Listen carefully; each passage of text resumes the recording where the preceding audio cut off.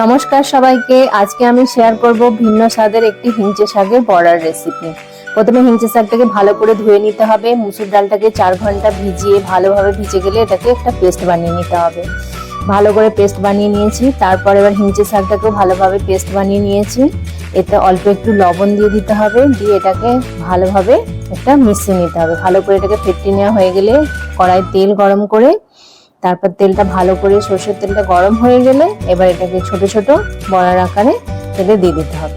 এবার এটাকে ভালো করে অপেক্ষা করতে হবে, লাল লাল করে একটু ভালো করে ভাজতে হবে। গ্যাসের স্টিমটা আস্তে দিয়ে একদম লাল লাল করে মচমচে করে ভেজে নিতে হবে।